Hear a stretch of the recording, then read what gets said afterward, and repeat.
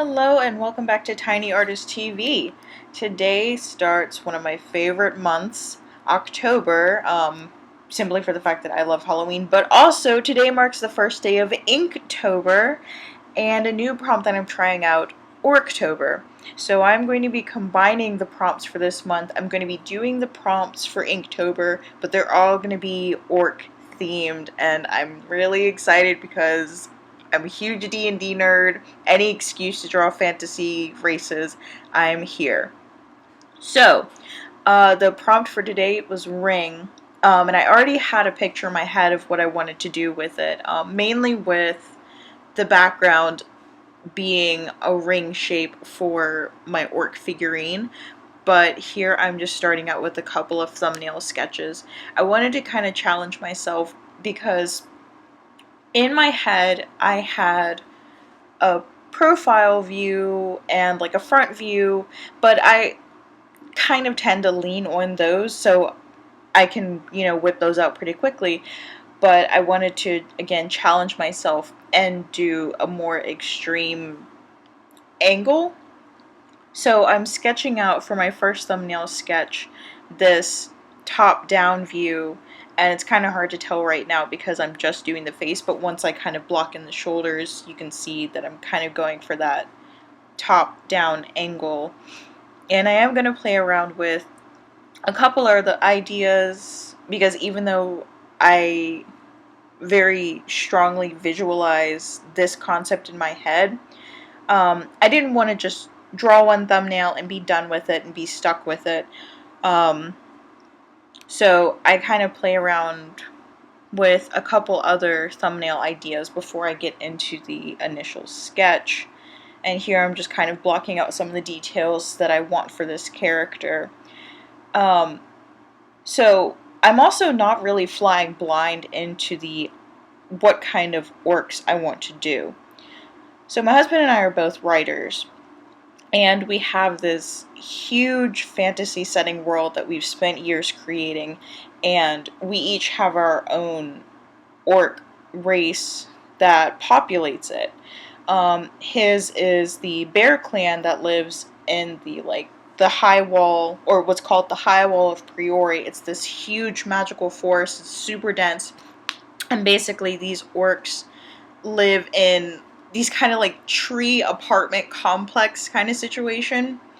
Whereas my orcs are the mountain clan, or the mountain lion clan, and they live in the Orani Mountains that's next to the Damiyaga. None of these things mean anything to you guys right now, but they're basically this southeastern mountain range. So they live up in the mountains, they're fighting bears and like just all these, like, they're very like gruff and grisly, whereas the Bear Clan orcs are, they're not as might makes right. They're a little more strategic because they have to be more strategic because of the unique challenges that they face. Whereas my orcs are a little more traditional, with the gruff and grizzly and fur and bones and spikes and stuff. So I'm drawing here an orc druid, and I eventually turn her into like this orc druid priestess type character. But with the idea of ring, there is a part of their culture where they wear rings as a status symbol, and how many earrings or like piercings you have denotes how many winters you have survived. So the more rings you have, the more status, the more clout you have.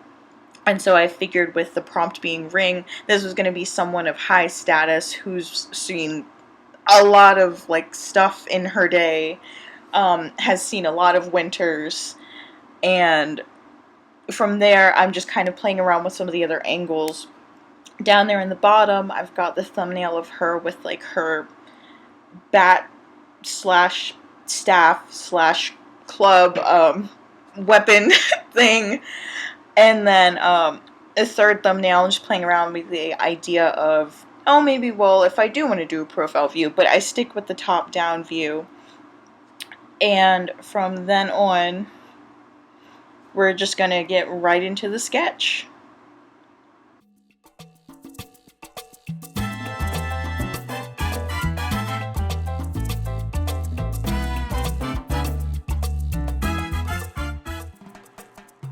So I start by blocking out the oval, the ring that I want for her background, and that way I have a way to center where I want the rest of the piece to go.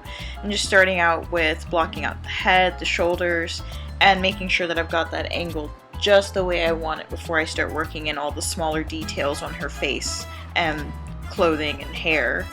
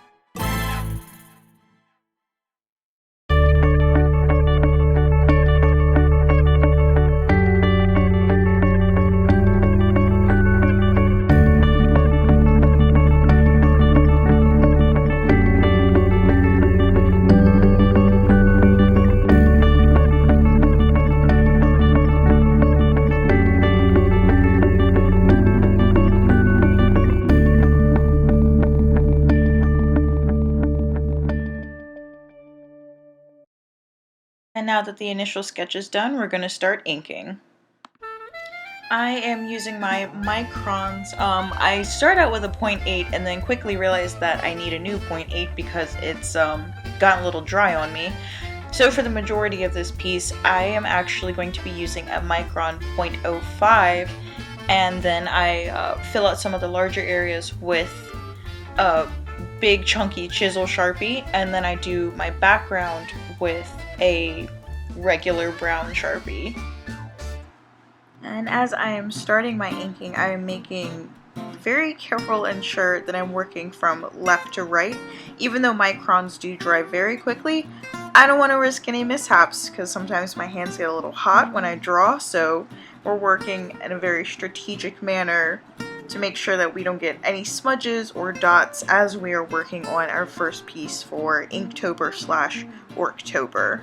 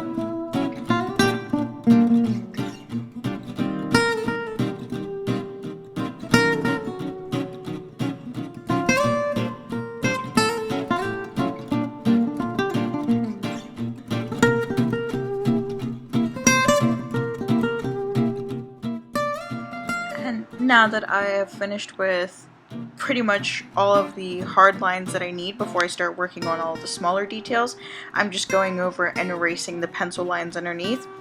You can't really see them, but I like to do this step because the pencil lines can kind of get distracting, and depending on what kind of paper you're using, it can also make it a little bit harder for the ink to take to the paper because graphite is a slick surface, so it may not be as dark, or you may not be able to get all of the areas that you want to capture. So I just go over it with my eraser and make sure that I've got all the little bits out of there. And now I am starting with my brown Sharpie and just kind of scumbling in some foliage. Scumbling is not a made-up word, it actually is one of the pen and ink terms where it sounds like what it is. You're kind of just scratching in some brush with your pen or ink and just making it look fluffy and leafy and green, even though it's quite obviously brown. And I had a lot of fun doing the leafy greenery as her background. As you can see from the initial sketch, like I just made an oval where I wanted it to go, and then I just kind of filled in as I wanted to. There's some ferns in there. I'm doing another bird skull. I throw some daffodils in there. And this is something that I've kind of been doing in my sketches lately, where I just put in like moss and mushrooms and ferns and just all these little frilly things. And so I just kind of let my pen do whatever it wants to do, and it has a really nice, it's a simple technique, but it has a really nice effect when it's finished.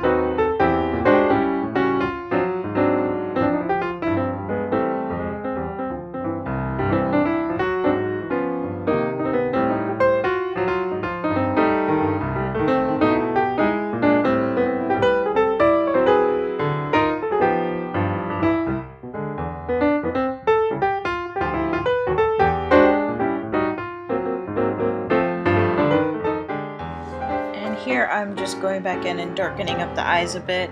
I didn't quite like the way that they looked. They didn't look intense enough for my taste. Like they looked fine, but I wanted her to look more haunted, I guess. And in other depictions of orcs that I've done, I tend to make their eyes a little more wolf-like or dragon-like, where the scolia is a darker color and then their irises are like a yellow or red color.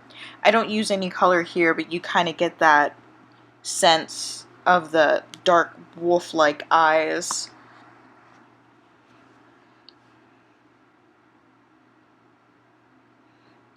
And then just filling in her earrings with a little bit more scumbling. I love that word, it's so fun to say.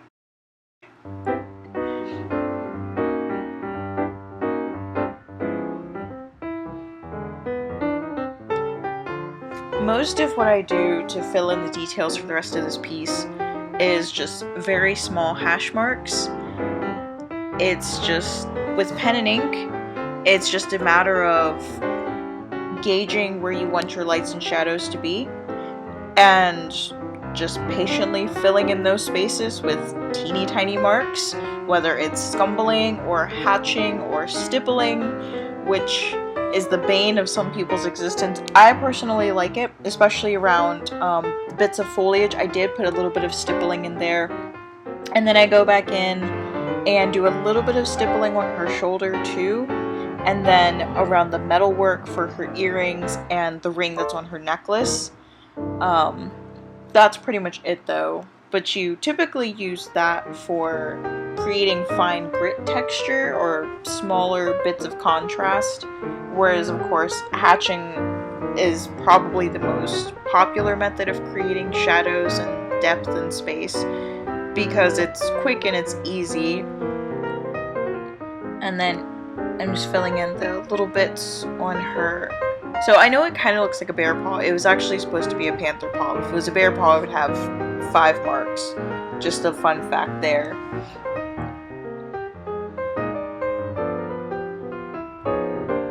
filling out the brows. And I know I signed it like several minutes ago, but then I looked at it, I stood up, and I realized that not only had I forgotten some of the braiding in her necklace, but I looked at it and was kind of like, this could use a little bit more flavor. So here I am, adding the flavor. Ink, that's the spice of life.